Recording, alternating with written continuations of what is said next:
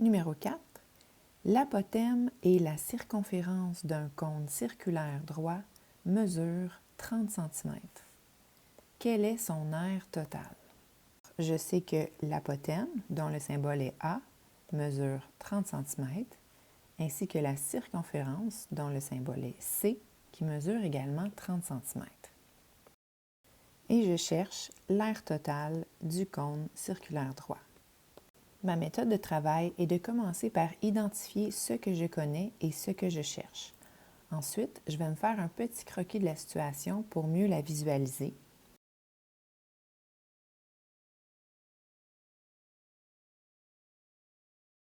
Je vais prendre le temps d'indiquer mes mesures. Alors, l'apothème mesure 30 cm et la circonférence, qui est le tour du cercle qui est à la base du cône, donc la mesure de la circonférence, est également de 30 cm. Et finalement, je vais écrire la formule de l'aire totale, qui est ce que je cherche. Donc, l'aire totale, c'est pi r a plus pi r à la 2. Maintenant, je suis prête à commencer. En examinant la formule de l'aire totale, j'observe que j'aurai besoin de la mesure du rayon et de la mesure de l'apothème. Encore une fois, la mesure du rayon réapparaît ici. La mesure du rayon, je ne la connais pas. La mesure de l'apothème, je la connais.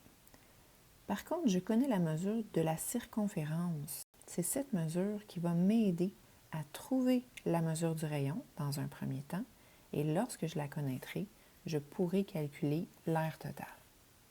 L'étape 1 sera de trouver la mesure du rayon à partir de la circonférence, et l'étape 2 sera de calculer l'aire totale. La formule de la circonférence, c'est 2πr. Je vais remplacer la valeur de la circonférence qui est de 30 cm, donc 30 est égal à 2πr, en me rappelant que j'ai des petites multiplications invisibles ici. Pour isoler la variable r, je vais diviser par 2π. Diviser à droite et diviser à gauche. Du côté droit, les 2π s'annulent et ça me laisse la variable r que je cherche. Et du côté gauche, j'effectue la division.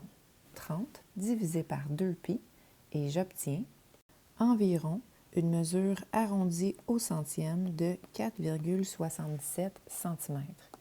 La mesure du rayon est donc de 4,77. Maintenant que je connais la mesure du rayon et la mesure de l'apothème, je suis prête à calculer l'aire totale. L'aire totale sera égale à pi fois le rayon qui mesure 4,77 cm fois l'apothème qui mesure 30 cm plus pi fois le rayon à la 2.